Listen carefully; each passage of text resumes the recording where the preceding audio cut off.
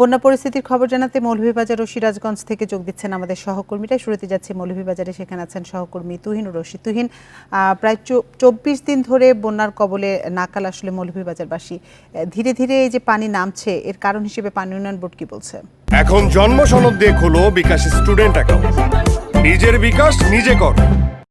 দেখুন, মৌলভীবাজারের আসলে যে তিনটি উপজেলার কথা এখানে আমরা বলছি, কুলাউড়া, জুড়ি এবং বড়লেখা, এই তিনটি উপজেলার কিন্তু 2 লাখের বেশি মানুষ কিন্তু পানিবন্দী অবস্থায় আছেন গত 24 দিন ধরে।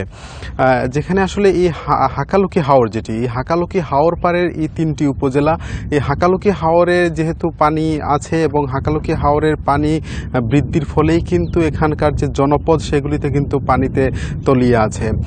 যেটি আসলে এখানে পানি উন্নয়ন বোর্ড কিংবা স্থানীয়রা যেটি বলছেন যে আসলে এই যে হাকালুকি হাওরের পানি, সেই পানিটা আসলে একসময় ধারণ ক্ষমতা খুব বেশি ছিল, ফলে এখন কিন্তু এই ধারণ ক্ষমতাটা হ্রাস পেয়েছে এবং হাকালুকি হাওরের পাড়ের যেসব গ্রামগুলি সেটি 2022 সালেও কিন্তু বন্যার কবলে পড়েছিলেন এই উপজেলার মানুষজন।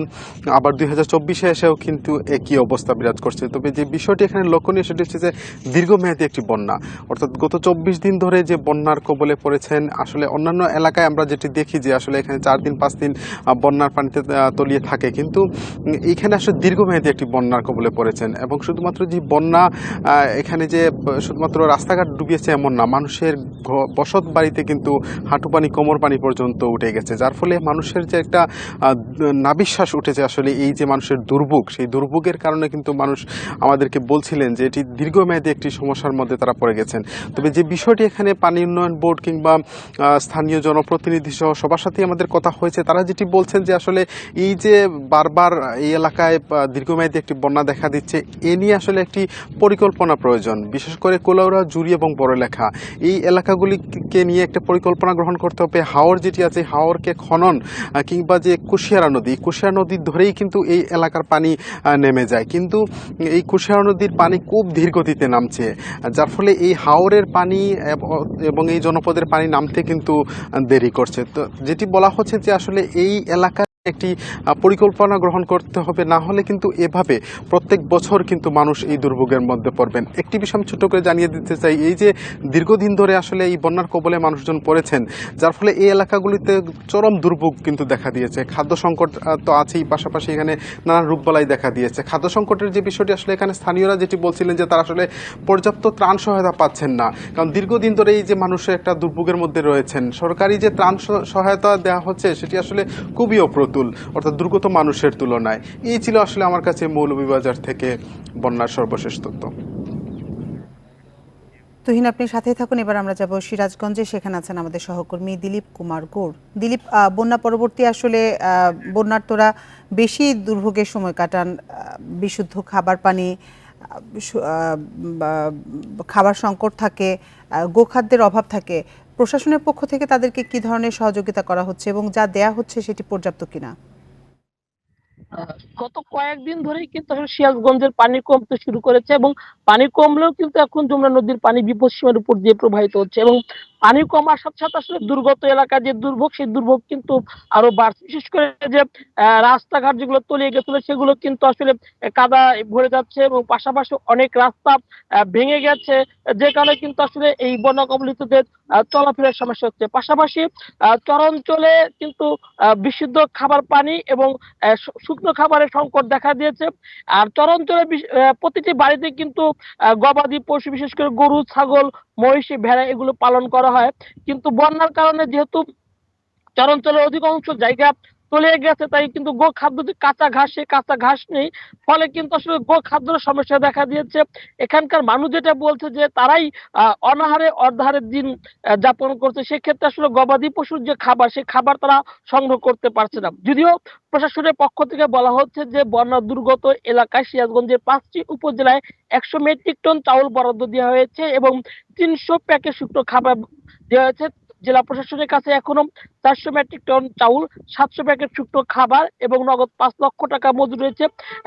মানুষের খাবারের পাশাপাশি তারা গবাদি পশুর খাবার কিন্তু আসলে দিচ্ছে বলে আমাদেরকে জানানো হয়েছে। জেলা প্রাণী সম্পদ অফিসার ডক্টর অমর ফারুক জানিয়েছেন যে তারাও কিন্তু এই বন্যা দুর্গত এলাকায় যে সকল গবাদি পশু আছে তাদের জন্য সাইলেজ জাতীয় খাবার বিতরণ করছে, পাশাপাশি যাতে বন্যায় যে রোগ দেখা দেয় গবাদি পশু তাদের সেই টিকা এবং ভ্যাকসিন দেওয়া হচ্ছে। জেলা স্বাস্থ্য অধিদপ্তর জানিয়েছে বন্যা দুর্গতদের বন্যা পরবর্তী যে আপনার পানিবাহিত রোগ, খাইজেন, চুলকানি, এগুলো চিকিৎসার জন্য স্বাস্থ্য মেডিকেল টিম গঠন করেছে এবং এই মেডিকেল টিম বন্যা দুর্গত এলাকায় কাজ করছে। আমরা দেখেছি যে দিলীপ, আপনি আরো তথ্য সংগ্রহ করতে থাকুন, আমরা পরবর্তীতে আবার আপনার সাথে যোগাযোগ করব। মৌলভীবাজার এবং সিরাজগঞ্জ থেকে বন্যা পরিস্থিতি সবশেষ তথ্য জানাচ্ছিলেন আমাদের সহকর্মীরা। এবার বন্যা পরিস্থিতি খবর জানাতে কুড়িগ্রাম থেকে আমাদের সাথে যোগ দিচ্ছেন সহকর্মী আব্দুল খালেক। আব্দুল খালেক, কুড়িগ্রামে বন্যা পরিস্থিতির সবশেষ কি তথ্য আপনার কাছে আছে? সেখানে বন্যার্তরা পর্যাপ্ত খাবার পানি বা বিশুদ্ধ খাবার পাচ্ছে কিনা?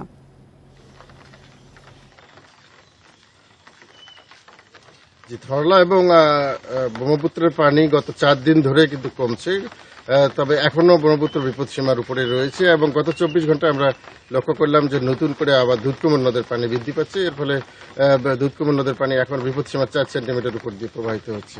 তো এই পানি কমা এবং বাড়ার মধ্য দিয়ে মানুষের কিন্তু দুর্ভোগের কোনো শেষ নেই। বিশেষ করে যারা দীর্ঘদিন ধরে প্রায় 1 সপ্তাহকাল সময় ধরে পানিবন্দী রয়েছে এইসব মানুষ, তাদের জীবন ক্রমেই দুর্বিষহ উঠছে। বিশেষ করে তাদের খাবার, শুকনো খাবারের সংকট দেখা দিয়েছে, জ্বালানির সংকট দেখা দিয়েছে, রান্না করার সমস্যা, টয়লেটগুলো ডুবে আছে, বিশুদ্ধ পানির সংকট। আমরা বিভিন্ন এলাকায় ঘুরে যে দৃশ্য দেখেছি তাতে দেখা যাচ্ছে যে উঁচু এলাকায় কিছু মানুষ যে আশ্রয় নিয়েছে তারা ঘরে ফিরতে পারছে না, এখনো ঘরে ফেরার মতো অবস্থায় যায়নি। পানি এখনো প্রায় 30 সেন্টিমিটার উপর দিয়ে প্রবাহিত হচ্ছে ব্রহ্মপুত্রের পানি, এবং ধরলা এবং অন্যান্য পানিও বিপদসীমার একদম কাছাকাছি রয়েছে, দুধকুমারের পানির উপর দিয়ে প্রবাহিত হচ্ছে। এরই মধ্যে কিন্তু প্রায় 8,000 হেক্টর জমির ফসল নিমজ্জিত রয়েছে এবং দীর্ঘ সময় ধরে এই ফসলগুলো নিমজ্জিত থাকায় কৃষকরা আশঙ্কা করছেন যে পাট সহ তাদের যে বীজতলা রয়েছে এটি কিন্তু সম্পূর্ণরূপে নষ্ট হয়ে যাবে। পাশাপাশি যে 4 শতাধিক শিক্ষা প্রতিষ্ঠান জলমগ্ন হয়েছিল, পানিতে নিমজ্জিত হয়েছিল, সেগুলোর কিন্তু পাঠদান একেবারে বন্ধ হয়েছে। এখন পর্যন্ত সে পাঠদান শুরু করা যায়নি। আমরা গতকাল বিভিন্ন এলাকায় ঘুরে দেখেছি যে কয়েকটি স্কুলে যে মানুষ যখন আশ্রয় নিয়েছে সেখানে কিন্তু তারা নদী ভাঙনের শিকার হয়ে আশ্রয় নেওয়ার কারণে তাদের ঘরের মালামাল সহ বিভিন্ন জিনিস রেখেছেন এবং এই স্কুলগুলো পাঠদান উপযোগী করতে বেশ কিছু সময় লাগবে বলে মনে করছেন এলাকার লোক। কুড়িগ্রাম থেকে বন্যা পরিস্থিতির সবশেষ তথ্য জানাচ্ছিলেন আমাদের সহকর্মী।